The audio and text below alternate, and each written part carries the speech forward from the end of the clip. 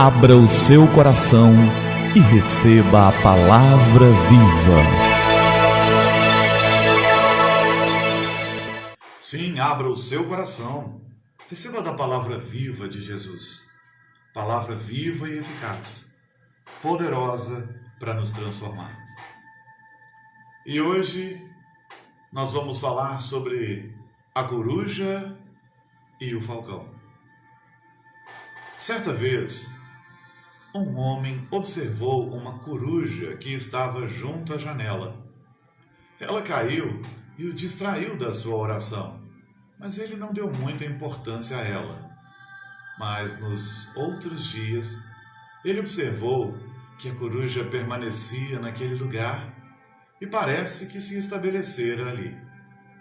Dia após dia, ele pôs-se a observar aquela coruja. Notou que ela quase não se movia. Começou a incomodar-se com aquela ave. Ela ocupava mais tempo de sua atenção do que a oração. Como veio parar ali se não comia? E uma vez, ele até chegou a mexer com ela para ver se realmente ela era uma coruja de verdade. De tanto observar, notou que a ave era cega. E isso encheu mais ainda a sua cabeça de perguntas. Até que um dia notou que um falcão entrava na igreja com algo entre os bicos.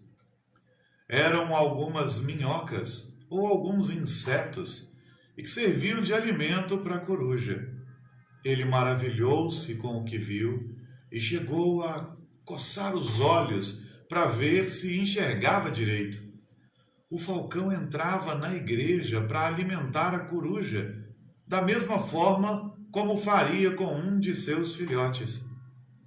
Imediatamente, o piedoso homem começou a louvar ao Senhor e a se perguntar a razão de tamanho milagre. Jesus diz que Deus cuida até dos pássaros com o cuidado de um pai. Sentiu enorme consolação ao pensar em um Deus amoroso que coloca um falcão para cuidar de uma mísera coruja. O que não faria Deus por ele? Sentiu o coração vibrar ao perceber que Deus também cuidava dele com o mesmo carinho com que cuidava daquela ave. No entanto, sua consolação também lhe trouxe a noção interior de que Deus lhe revelava algo único.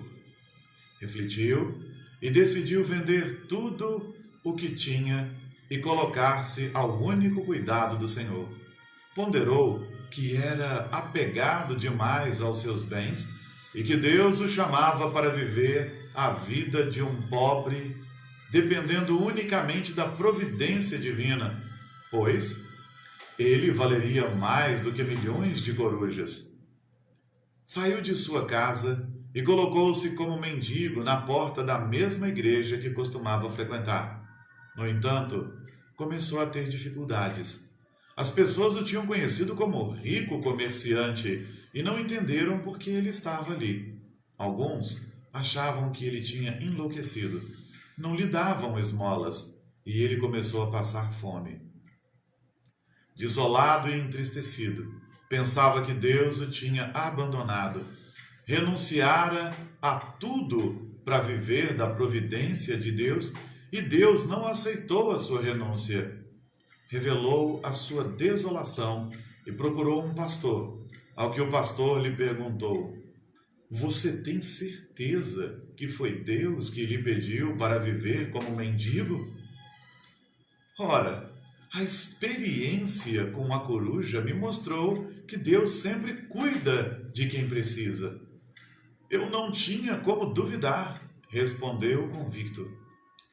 O pastor o olhou serenamente e com muita compaixão lhe perguntou: "Você tem certeza que Deus o chamava a ser coruja? Não lhe estaria chamando a ser falcão?" A Bíblia diz em Tiago, capítulo 1, verso 5: "Se, porém, algum de vós necessita de sabedoria, peça a Deus, que a todos dá liberalmente, e nada lhes impropera, nada lhes impede, nada lhes censura. Podemos pedir e ser-lhes-á concedido. Na nossa linguagem ficaria assim: se você precisa de sabedoria, pode pedir para Deus, porque Deus tem prazer em dar essa sabedoria em abundância, muita sabedoria. E Ele não nos censura se nós pedimos essas coisas. E Ele nos concede sabedoria se nós pedimos. Algumas coisas muito interessantes para aprendermos com essa história. Deus, o Deus Todo-Poderoso, certamente sempre cuida de nós. Mas aquele homem entendeu que uma experiência devia conduzir a vida dele. Quando a gente é cristão de verdade, não são as experiências que conduzem a nossa vida. O que conduz a nossa vida é a palavra de Deus. Experiências podem nos ajudar, elas podem nos inspirar, mas elas não definem o rumo das nossas vidas. O rumo das nossas vidas deve ser definido sob oração, na dependência do Espírito Santo de Deus, com a leitura séria, consistente da palavra. Porque a Bíblia não é um livro de isso pode, isso não pode. A Bíblia é um livro de princípios. Ela te dá princípios que norteiam toda a sua vida. Então, um cristão não vive de experiências. Um cristão vive da palavra de Deus. O homem entendeu que tinha sido revelação de Deus aquilo que ele estava vendo, aquilo que ele estava passando. Pois bem, daí nós tiramos a segunda lição. Deus se revela através da palavra de um modo especial. Ele pode nos abençoar com experiências, às vezes até nos instruir com elas, mas elas não são novas revelações de Deus para a nossa vida. A Bíblia é a revelação suprema de Deus para as nossas vidas. Então precisamos de muita sabedoria mesmo. E outra coisa, Deus, Ele não pede, que a gente faça coisas assim, de um modo desconectado. Se aquele homem tinha dinheiro, se aquele homem tinha recursos, se aquele homem tinha possibilidades, certamente o Senhor lhe estava chamando para ser um falcão, para usar o que ele tinha para alimentar a outros. O falcão, com sua força e condição de caçar, alimentou a desprovida coruja. Um homem que possua bens e posses e que queira servir a Deus, ele não tem que jogar fora suas posses. Deus nunca nos chamou a sermos franciscanos. Francisco de Assis o fez, que bom, mas Deus não nos chamou para isso. Ele chamou para que usemos todos os recursos que Ele nos dá para abençoar os outros. E talvez alguns sejam mesmo corujas, e não tem nada de errado nisso. Eles podem viver assim, para a glória de Deus. Mas entenda que o Senhor Deus, ainda que Ele nos instrua através das circunstâncias, Ele espera que nós leiamos a palavra, para que, junto com a palavra, para que, orientados pela palavra, saibamos interpretar as coisas que acontecem ao nosso redor. Certamente, aquele homem não foi chamado para ser uma coruja, ele foi chamado para ser um falcão. Se Deus te deu condições, possibilidades, posses, use-os para Ele, para abençoar outras vidas. Se Deus te deu habilidades, talentos naturais e dons especiais, use-os para abençoar outras vidas. Não os jogue fora, não abra mão deles por uma falsa compreensão, talvez. O Senhor Jesus espera que usemos aquilo que temos de melhor para abençoar outras vidas. Foi isso que Ele fez conosco. Ele se deu o melhor dos melhores, para abençoar a minha e a sua vida. E então agora, Ele espera que nós também usemos tudo aquilo que Ele nos dá para abençoar outras vidas, para mostrar bondade. Se há miséria no mundo, se há pobreza, se há doenças, se há desvalidos, não é porque Deus nos esqueceu, é porque nós os esquecemos. Porque Deus nos tem dado os recursos para abençoar as outras pessoas. Mas esse não é o ponto central da lição, embora seja interessante. O ponto central é: não viva de experiências. Faça suas experiências passarem pelo crivo da palavra de Deus, da Bíblia Sagrada. Leia a Bíblia e peça a Deus sabedoria. Sabedoria dos homens, muitas vezes, e na maioria das vezes, ela pode nos enganar. Então peça a Deus sabedoria. Você precisa, eu preciso, nós precisamos. Vamos pedir a Deus sabedoria, porque Ele tem prazer em conceder sabedoria aos seus. Não foi o que Ele fez com Salomão? Quando Ele perguntou a Salomão o que Salomão queria, Salomão disse que queria sabedoria. Deus se alegrou disso. Salomão podia ter pedido riquezas, bens, mas pediu sabedoria. E o Senhor ficou tão feliz com o pedido que concedeu a ele sabedoria e concedeu as outras coisas que ele não pediu. Você tem decisões para tomar? Você tem caminhos? Você tem rumos para tomar? Pois bem, que o Senhor Jesus te abençoe e que você possa tomar suas decisões baseadas na palavra de Deus. Leia a Bíblia. As pessoas esperam respostas prontas, vindas de outras pessoas, mas Deus fala com cada um de nós de um modo especial quando lemos a Bíblia, a palavra. Ela é a nossa regra de fé e prática, e ela é quem nos aponta Jesus e nos aponta o caminho da salvação. Não adianta pedir a outro alguém, não adianta pedir a mais ninguém. Quem nos aponta graciosamente o caminho da salvação é o Senhor, através da sua palavra. Jesus é o caminho, a verdade, a vida, e eu sei disso porque está na palavra. Ele é a luz do mundo, meu Salvador, meu Redentor, e eu sei disso porque está na palavra.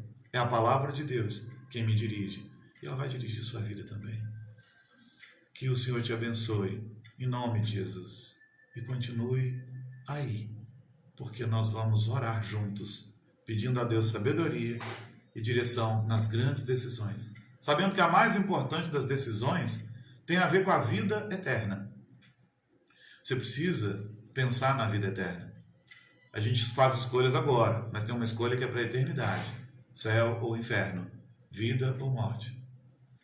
E você precisa escolher o caminho, a verdade e a vida que é Jesus. Ou antes, eu espero que Ele te alcance com a sua graça. Mas você tem escolhas a fazer. Que Ele possa te alcançar com a sua graça, para que a melhor e a mais acertada de todas as decisões seja tomada. Que você entre pela porta estreita que é Jesus, o caminho que nos conduz à salvação. Que o Senhor te abençoe. Continue conosco. Nós já vamos É tempo de falar com o Senhor do Universo. Sim, tempo de falar com o Senhor do Universo. Vamos orar? Pai, obrigado pela Tua palavra. E obrigado porque o Senhor fala conosco através dela. Dá-nos sabedoria. Nós precisamos dela, Pai querido. Precisamos entender a Tua palavra e o Teu propósito para as nossas vidas sempre. E às vezes nos vemos numa encruzilhada, precisamos tomar decisões. Que o Senhor nos abençoe nas nossas decisões, Pai. E nos dê a sabedoria vinda lá dos altos céus. Pai querido, toma-nos nas Tuas mãos, derrama graça e bênção. E Deus querido, certamente há pessoas que nos ouvem agora, que precisam tomar decisões. Que o Senhor possa iluminá-las e dar sabedoria. Que possamos aprender que o Senhor até fala através das circunstâncias, mas que as circunstâncias que vivemos, elas têm que ser postas juntas com os princípios da Tua palavra. Que as pessoas leiam a Tua palavra. E que o Senhor Jesus, que o Senhor venha de encontro a elas. Nós clamamos pelas pessoas que sofrem agora, por aqueles que sofrem com decisões por tomar, com indecisões na sua vida. Clamamos por nós, Pai querido, pedindo que o Senhor nos abençoe e nos tome nas Tuas mãos. Pai, nós pedimos em nome de Jesus que o Senhor visite o enfermo, o abatido, o caído, o depressivo, o ansioso, o humilhado. Nós clamamos ao Senhor para que o Senhor visite o esquecido, o desabrigado. Nós clamamos ao Senhor para que o Senhor visite o lar de idosos. para que o Senhor visite os hospitais, as clínicas de recuperação, os presídios, Pai querido, tocando nos corações, transformando vidas, dando a compreensão da graça àqueles que se sentem desgraçados, que eles possam se sentir agraciados com a Tua presença, com o Teu mover, com o Teu agir e com a Tua salvação.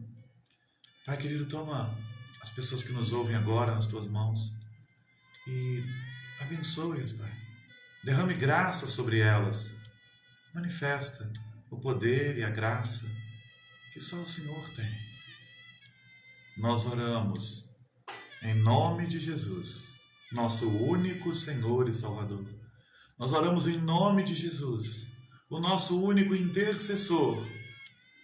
É em nome do Senhor Jesus que oramos.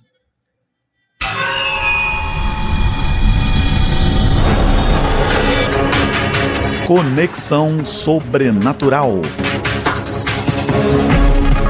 Porque só Jesus pode te ligar ao Pai. O resto é armadilha do inimigo.